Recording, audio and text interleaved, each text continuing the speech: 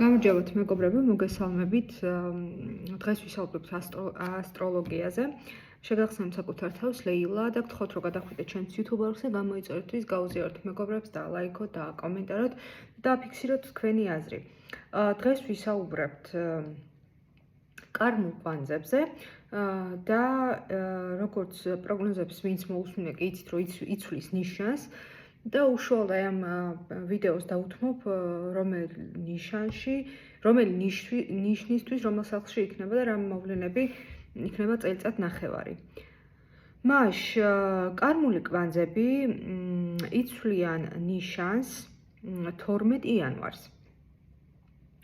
და შესაბამისად ამისა ყველა ნიშნისთვის სხვადასხვა სახლში იქნება კარმული კვანძები, ასე ვთქვათ, ხო? და მოდით ახლა უშუალოდ თქვა თვითონ რა ნიშანში იქნება, ერთი წუთი უნდა ჩავიხედო, ხო? თვითონ იქნება თევზების, რახუ თევზები, კეტუ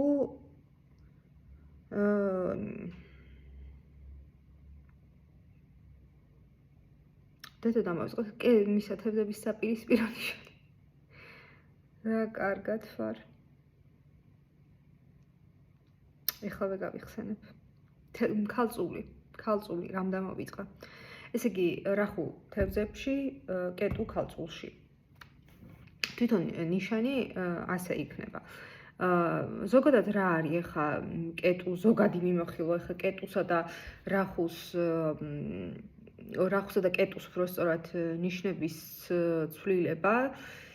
ესე იგი, თევზები და ქალწული აქტუალური იქნება შემდეგი საკითხები, ხო? წელიწადნახევრის განმავლობაში, 18 თვის განმავლობაში ვიცით, რომ წელიწადნახევარი უნდა ხოლმე კარმულ კვანძებს და მერე ისე ვიცვლის ნიშანს. აქტუალური საკითხები იქნება სცენაზე გამოსვლა, ზოგადად ფართო სცენა, რელიგიური საკითხები იქნება ძალიან აქტუალური. ეს ნებისმიერ რელიგიას ეხება. შემდეგი იქნება საზღვრები, ასე ვთქვათ რა, ქვეყნებს შორის საზღვრებზეც არის აქ რა თქმა უნდა საუბარი და ძალიან დიდი ცვლილებები იქნება აი ამ მიმართულებით. ასევე აქტუალური იქნება საავადმყოფოები, ციხეები, მავნე ნივთიერებები, ეზოთერიკა, ფსიქოთერაპია, ასევე განთავისუფლება. აი ეს ყველაფერი იქნება ძალიან აქტუალური რახუს მიმართულებით, ხო? ან წელიწადნახევარი რაღაც ძალიან ბევრ ამბებს გავიგებთ ამ საკითხებთან დაკავშირებით. პოლიტიკა იქნება როგორც ჩანს ძალიან აქტუალური. პოლიტიკასთან ერთად რელიგიაც ასევე, ხო, თავშიც ვახსენე ეს.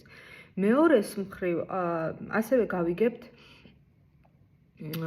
საკითხებს ზოგადად მეტოქეებზე, მტრებზე. ახლა წარმოგიდგენთ ეს არის ზოგადად სახელმწიფოებრივიც, მთლიან მსოფლიოს რაც შეიძლება რომ ეხებოდეს, ხო? რაც სამშობლოსაც შეიძლება ეხებოდეს, ასევე პირადად კონკრეტულ ადამიანზეც, ხო? მაგალითად, რომ წარმოვიდგინოთ და მოარგოთ ეს ყველაფერი რა. მეტოქეები, მტრები, მეგობრები, აი ამის განსაზღვრა იქნება. დიდი ალბათობით თუ პოლიტიკურ გაჭრილში ვისაუბრებთ ამაზე, რაღაც ისე გამოდის, ახლა ისე თქვა, გადათამაშება იქნება რაღაცეების, ყველა დაიკავებს თავის პოზიციას, ასე ვთქვათ, ვინ ვის წინააღმდეგ არის, ვინ ვისი მეგობარია და ასე შემდეგ. აი ამის გადახარისხება იქნება. ასევე ოჯახური საკითხი ძალიან აქტუალური იქნება და თვითონ სახელმწიფოს დონეზე აქტუალური იქნება შემდეგი იცით რა არის საინტერესო ნათესავური ერები, მოდი ასე ვთქვათ, ერთი ფესვი რო აქვთ რა, დიდი ალბათობით შეიძლება იყოს იმაზე საუბარი, რომ ხო არ გავერთიანდეთ. აი ესეთ საკითხები ძალიან საინტერესო შეიძლება იყოს, ხო? ასევე ზოგადად პიროვნულზე თუ ვისაუბრებთ, ოჯახის თემატიკა ძალიან აქტუალური იქნება, პარტნიორის თემატიკა, ხო? იგივე სახელმწიფოებსაც ეხება, ანუ თქვა სახელმწიფოებს შორის, ანუ ვინ არის რომელიც კონკრეტული სახელმწიფოს პარტნიორი და ასე შემდეგ, მეტოქე პარტნიორი, ხო? და ყოველდღიური ურთიერთობები მასში. ნახეთ რა საინტერესო წელი იქნება 2025. ძალიან ისეთი აქტიური წელი იქნება რა რეალურად, იმიტომ რომ ეხლა იმდენ რაღაც ისედაც ხო დაიწყო ყველაფერი და 25 აგრძელებს ამას 26-იც 25 ძალიან ბევრ შედეგებს დადებს რეალურად რა, უფრო გაწმენდითი ის იქნება, ასე ვთქვათ, გულისხმობ, ანუ რაღაცა აი დაგეგმის პერიოდი უფრო იქნება და ანუ ქმედება ნაკლებად მგონია რომ ქმედება ნაკლებად იქნება, უფრო ეს იქნება გათვლები და ასე შემდეგ. და უფრო ესეთი ის იქნება რა, ანუ ძველის გაშვება, ესეთი სიტუაციები იქნება როგორც პიროვნულ დონეზე, ასევე ზოგადადაც, სოფლიო მასშტაბითაც. ეხლა რაც შეეხება უშუალოდ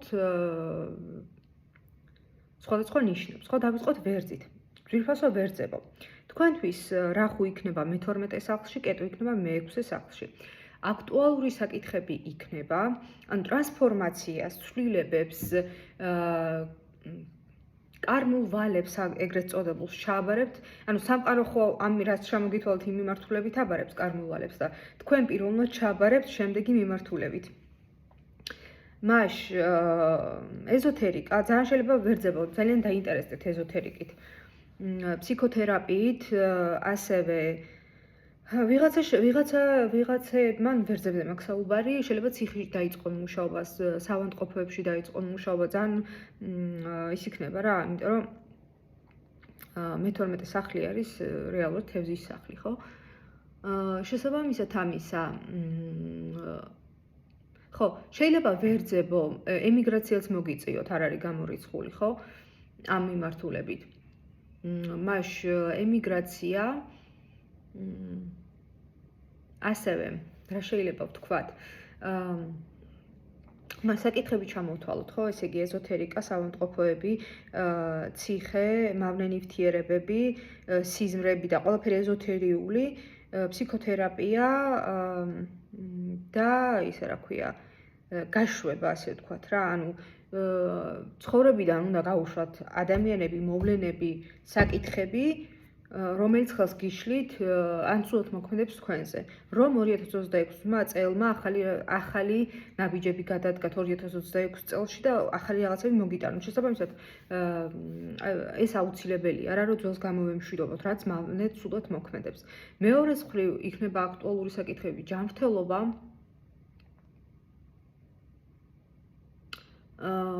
маш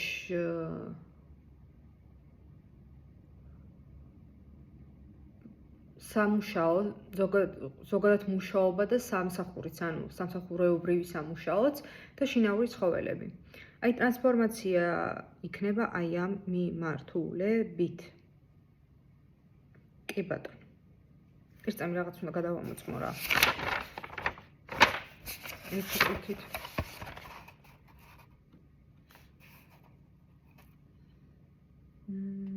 ესე იგი ბოლოს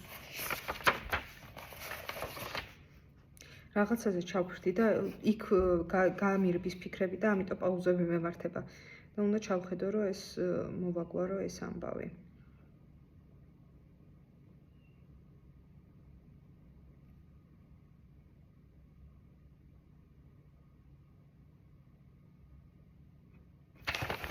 ხო, გავაგრძელოთ. კუროებო, თქვენთვის იქნება აქტუალური საკითხები მე-11 მე-5 სახლის, რაც მეტყველებს იმაზე, რომ ესე იგი მეგობრები ფართო მასა,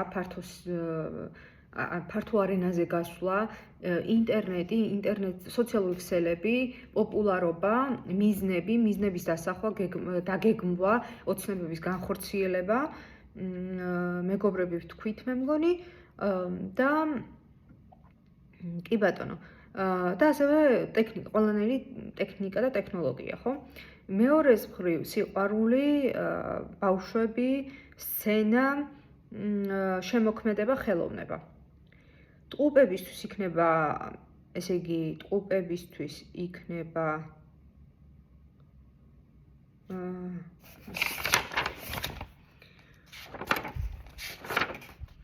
ტყუპებისთვის ეს იქნება მე-14 სახლები. ანუ აქტუალური საკითხები იქნება სტატუსი, ოჯახობრივი სტატუსი და ზოგადად კარიერული სტატუსი, კარიერა, მამასთან ურთიერთობა და ზოგადად ყველანაირი სტატუსი აბსოლუტურად. მეორეს მხრივ დედასთან ურთიერთობა, სამშობლო, მიწა, რემონტი, ქონება, სახლი, ყველაფერი ეს. შემდეგი არის კირჩხიბი, კირჩხიბებისთვის იქნება მე-13 სახლები, აქტუალური საკითხები იქნება მოგზაურობა, ენები, უცხოელები, რელიგია, კიდევ განათლება, იურიდიული საკითხები, მეორეს მხრივ ტრანსპორტი, გადაადგილება, ანუ ორივე მიმართულებით გადაადგილება ჩანს, როგორც მოკლე მანძილიანი, ისე გრძელმანძილიანი, როგორც მოკლე ვადიანი განათლება, ისე გრძელვადიანი, სავარაუდოდ უნივერსიტეტში ჩააბარებ და დიდი ალბათობით მოკლე ტრენინგებსაც გაივლით პარალელურად. მეტყველება, კომუნიკაცია, და-ძმებთან ურთიერთობა, მეზობლები ნათესავი ამ მიმართულებით, იქნება წელიწად ნახევარი ამაზე მუშაობა. შემდეგი არის ლომები, ლომებისთვის იქნება მე-2 სახლი, ეს არის ფინანსების სახლი, პირველი ბანკი, კრედიტი, დიდი ფული, პარტნიორის ფული, პარტნიორი თვითონ, სექსუალური ურთიერთობა, ეზოთერიკა, ოპერაციები, ყველაფერი სიღრმისეული, ანუ სიღრმისეული მეცნიერებები, რთულად გასაგები ხო ხდებით, რის თქმა მინდა, ტრანსფორმაცია, ასევე ეზოთერიკა ვთქვით, თუ არ ვთქვით, ვიტყვით, ანუ ვთქვათ.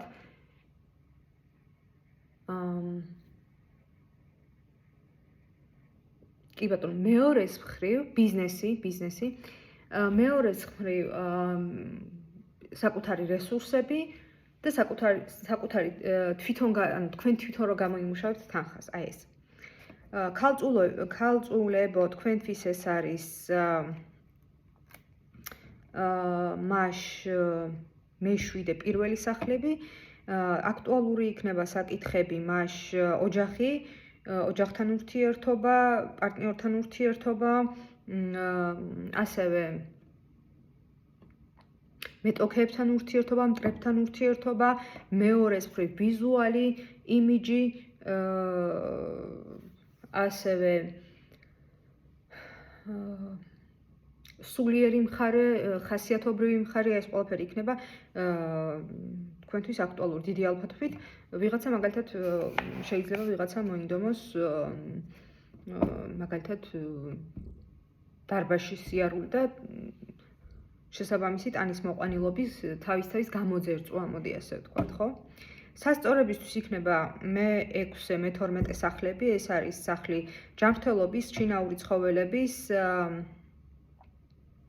ჯანმრთელობა, შინაური ცხოველები და ყოველდღიური მუშაობა და ზოგადად სამსახურეობრივი მუშაობა.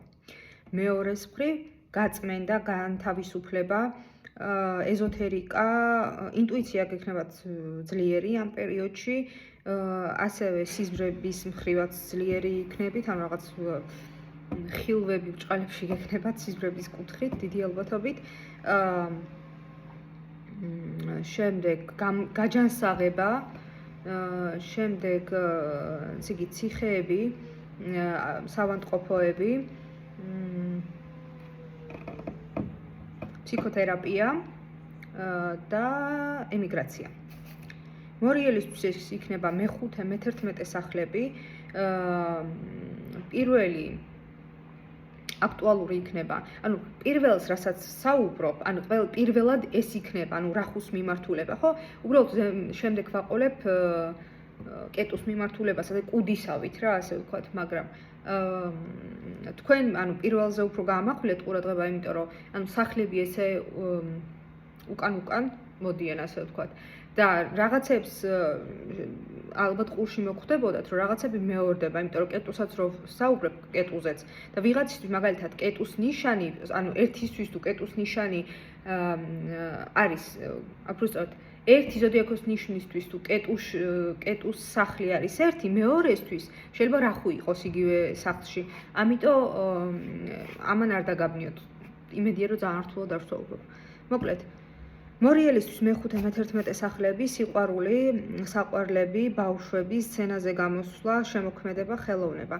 მეორეს პოპულარობა, მიზნები, გეგმები, ფართო მასაზე გასვლა, ინტერნეტი, ტექნიკა, სოციალური ქსელები, ტექნოლოგია. შვილდოსნებისთვის მეოთხე მე-10 სახლები, აქტუალური საკითხები, წელიწადნახევარი იქნება სახლი, რემონტი, დედასთან ურთიერთობა, სამშობლო მიწა, ქონება, მეორე მხრივ სტატუსი, ოჯახური სტატუსი, სამსახურეობრივი კარიერული სტატუსი და კარიერა. თხის რქებისთვის იქნება მეტყველება, კომუნიკაცია, დაძმებთან ურთიერთობა, ნათესავებთან, მეზობლებთან, მოკლემანძილიანი გადაადგილებები, მოკლევადიანი გადაადგილებები, ასევე მოკლევადიანი განათლება, მეორეს მხრივ როცა ვამბობ, ეს უკვე კეტუზე ვსაუბრობ. და ეს უბრალოდ იცოდეთ, თორე პირველი რა თქმა უნდა რა ხო გათამაშდება. მე-9 სახლი, ესე იგი, უცხოელები, უცხო ენები, მოგზაურობა, რელიგია და განათლება. მერწყულებისთვის მერვე სახლები, ჩემი გამომუშავებული თანხა, ჩემი რესურსები, მეორეს მხრივ პარტნიორის რესურსები, ბანკი, კრედიტები, დიდი თანხა, ბიზნესი, სექსუალური ურთიერთობა, ტრანსფორმაცია, ეზოთერიკა, ყველაფერი სიღრმისეული ეს.